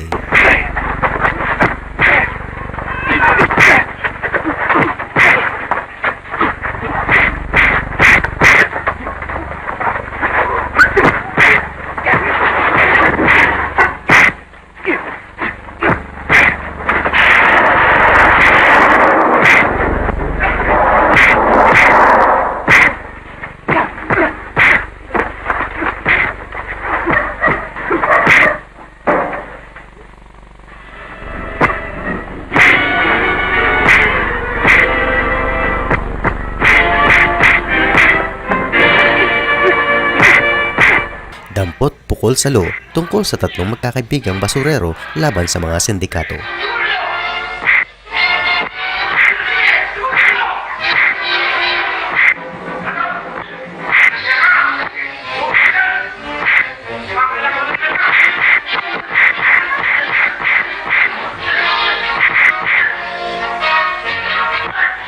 Ang labanan sa tuktok ng simbahan sa Santa Quiteria, ang eksena ng pagtutuos ng pinuno ng pulisan na si Magno at ang binihag na sundalo.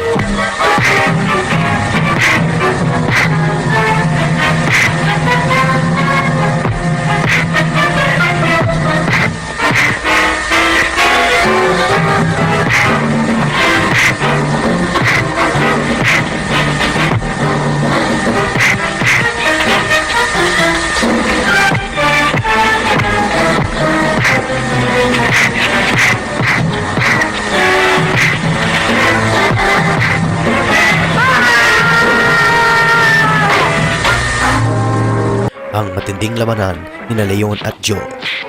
Ang dahilan? Cowboy boots.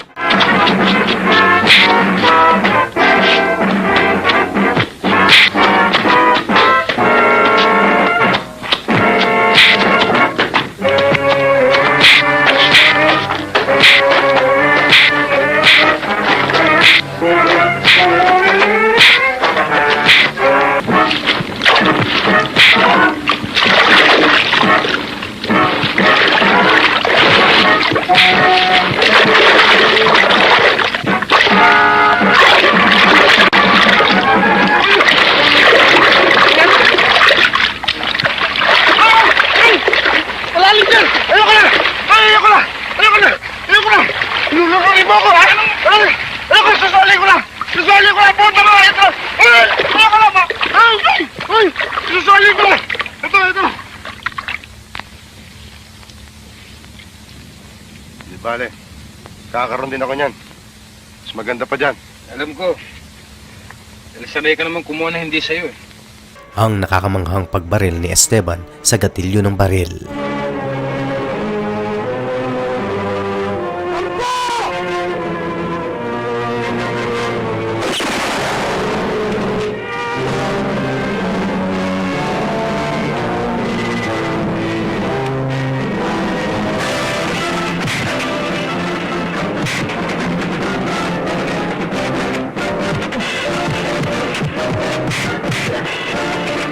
Isang eksenang labanan ni Romy Diaz at The King sa Sanctuary.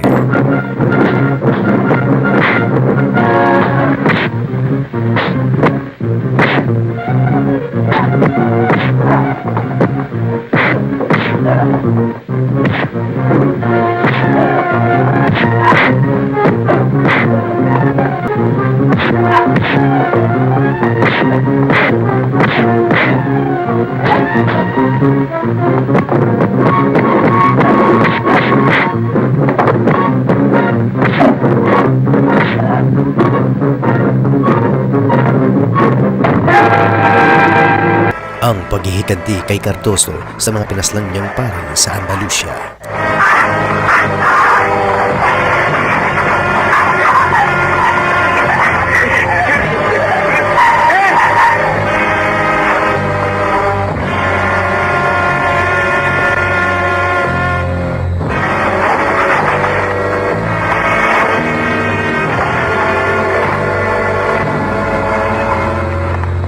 Isa pang pelikulang hindi gumamit ng baril si The King sa kanyang pakikipaglaban.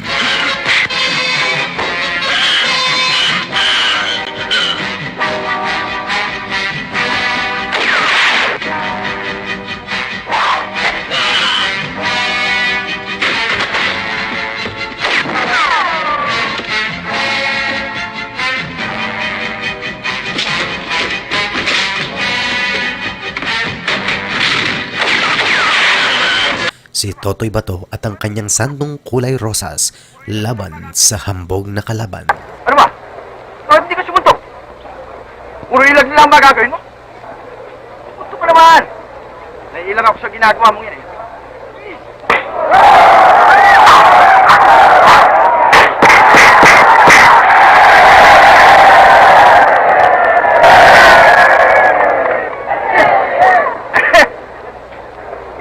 Sa'yo, sumusuntok ka paminsan-minsan. Para nag-iinit naman ako eh.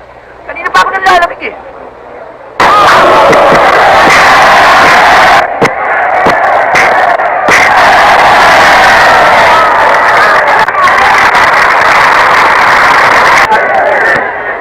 Sumuntok ka lang. Habang tinatamaan ako, lalo ako nagagalit eh. Ano? Gusto ba? Ha? Gusto ba ha? Pwede ka pa?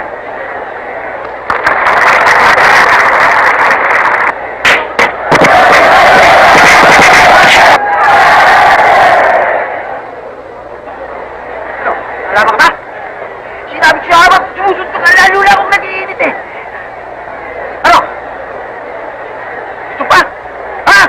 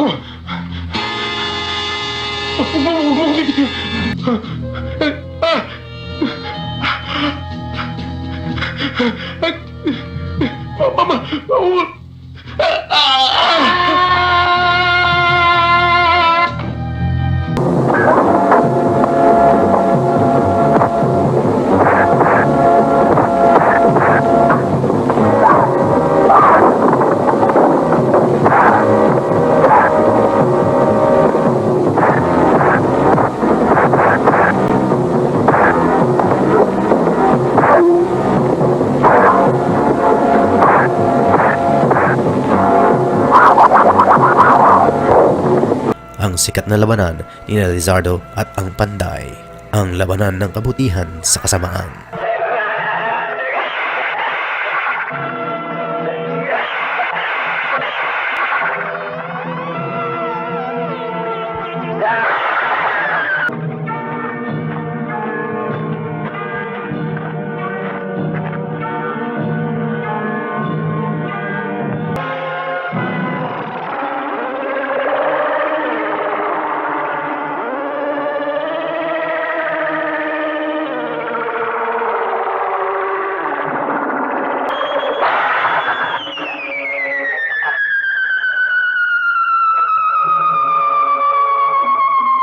Isang matalinghagang pagtutuos upang patunayan kung sino talaga ang maestro.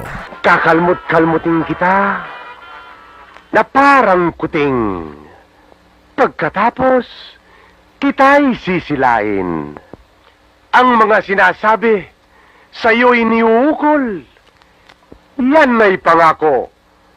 Palabra de honor. Si Daniel Bartolo at ang kanyang astig na shotgun. Kung ganon, pagusin ko ang dugo sa iyong katawan upang ialo sa tubig na umaagos sa sapang yan. Kung gano'n ang mangyayari.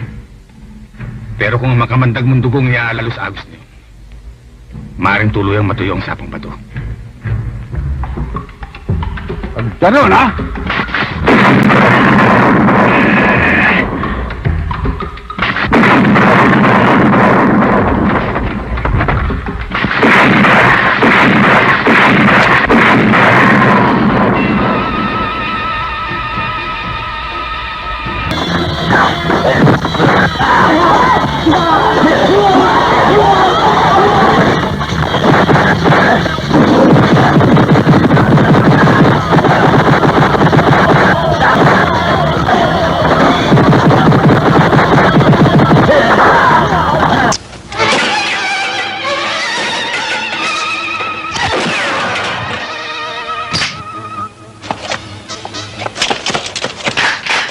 Tulad ng sinabi ko, wala akong tiwala sa'yo. Pero tama ang kutob mo. Narito ang hanap ko. Ititinola na si Mayor Ledesma sa eksenang ito.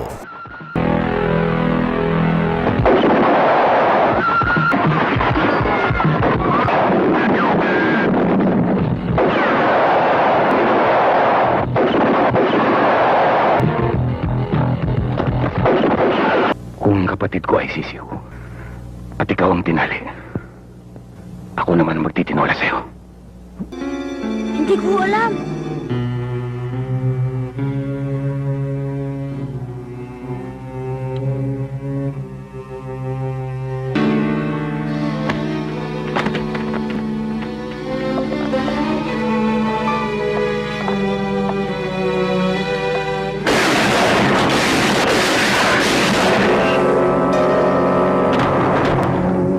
Ang eksenang isinumpanan nila ang paghihiganti kay Baldo sa pagkamatay ni Roming na dati nilang pinuno.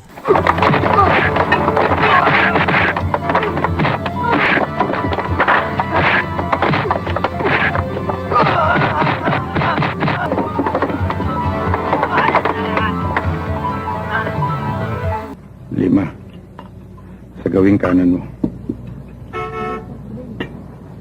Alam mo na ang gagawin mo. Yes, sir.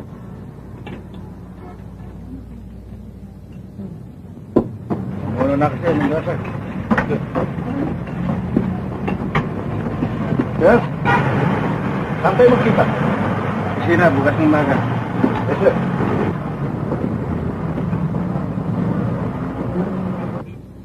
Sir!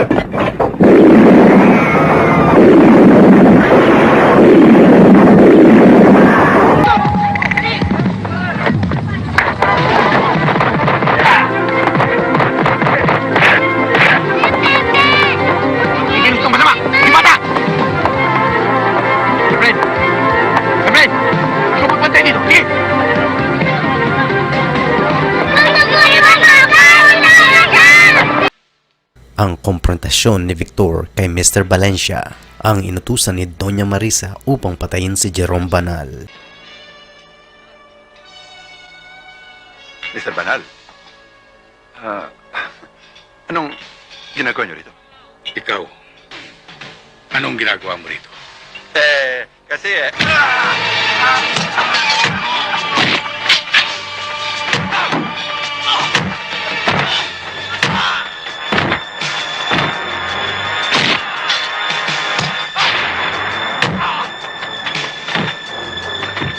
Tumutulong na si Nanding, ngunit siya pa rin ang lumilitaw na may kasalanan. Anong pinamemewang-mewang mo dyan? Ha? Hindi ka tumulong doon. Sabi mo siya na lang eh. Sagot ka pala, sagot. Rando, nasira ang disc brake. Ano ba nangyari? Ang nangyari, hindi mo sinentro ang jack mo.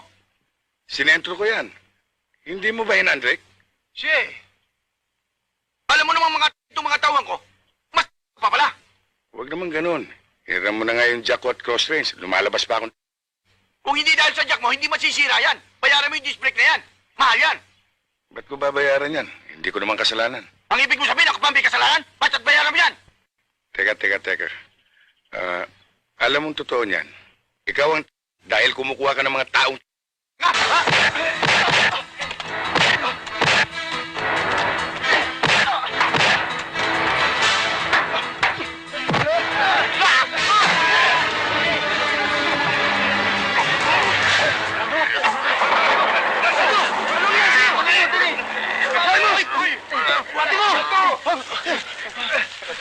Nasaan yung taxi driver eh? Nasaan?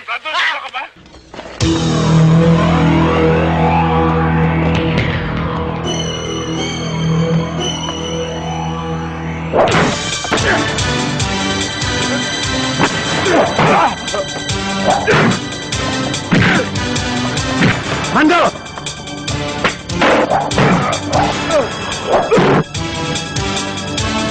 Ang pagligtas ni Berting kay Biab sa kanyang anak laban sa mga puganting gumaganti sa kanya. Tumahimik ka!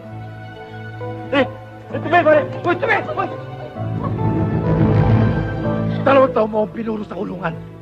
Lumapit ka kaya, Biab! Kung hindi, unahin ko to! Huwag itay!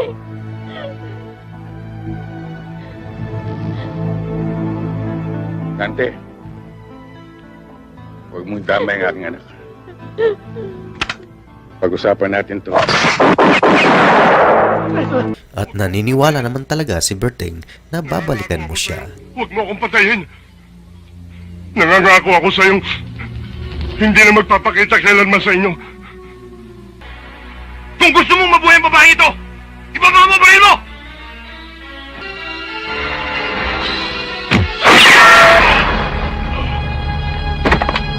Ang dali mo pa ikutan! Hindi mo pa ako tinapos! Binuhay mo pa ako! Babalikan kita! Naniniwala akong babalikan mo ako, hayop ka! Narito ang sagot ni Epimaco Velasco sa mga taong minamaliit ang NBI. Sumama ka sa amin. NBI? Kinakatay lang namin kayo.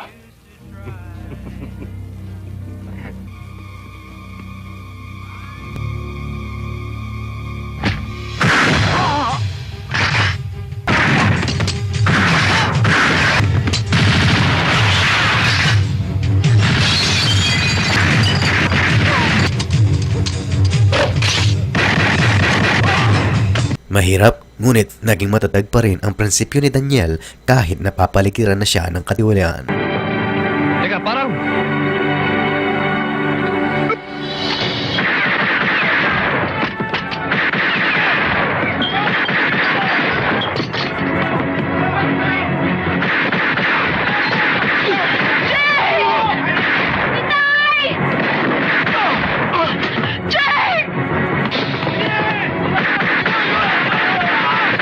Kahit galit ang kalooban ni Nanding, ipinagtanggol pa rin niya si Cathy.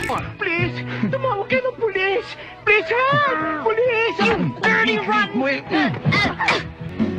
Babaeng tao, pinapatulan mo. Bakit? Gusto mo ikaw? Nanding?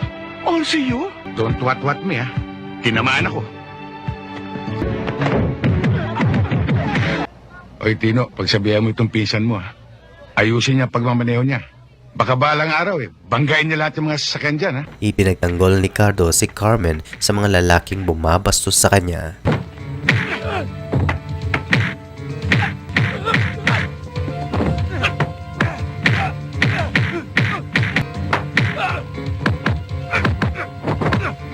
Pinatunayan ni The King na mas maalat siyang magsalita kapag walang armas. Kung wala ka kayang armas, Teniente, ganyan ka rin kaya kaalat magsalita?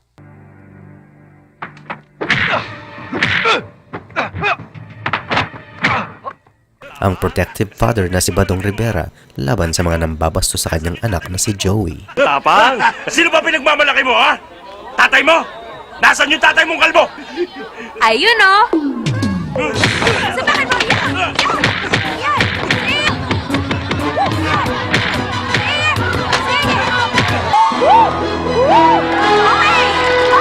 Ito ang eksenang inumpisahan na ng military neurosurgeon ang kanyang paghihiganti sa mga pumaslang sa kanyang pamilya. Kaya yung mga naririto na hindi kasama lumayo na. Dahil papatayin kong dalawang ito,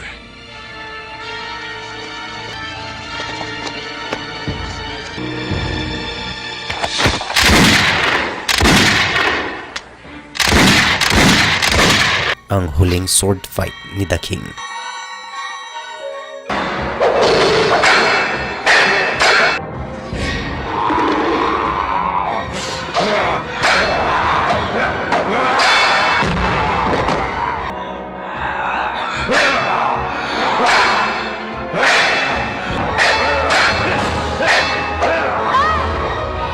Ang huling pelikula at huling action stunt ni The King na napanood ng mga Pinoy sa kanya.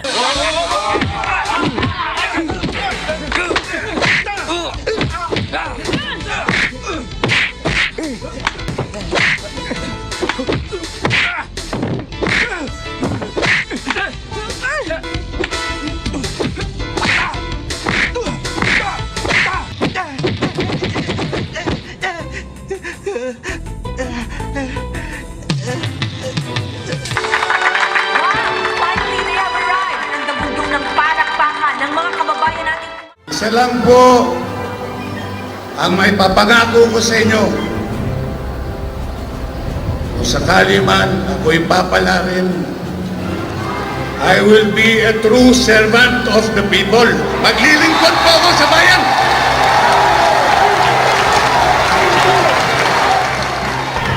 Kaya, kailangan ko po ng inyong tulong. Magsama-sama po tayo, magtulong-tulong.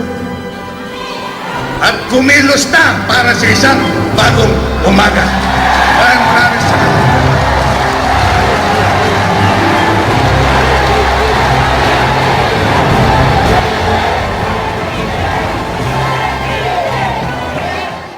Ayun, sana ay naibigan mo, my friend, ang time travel natin ngayon.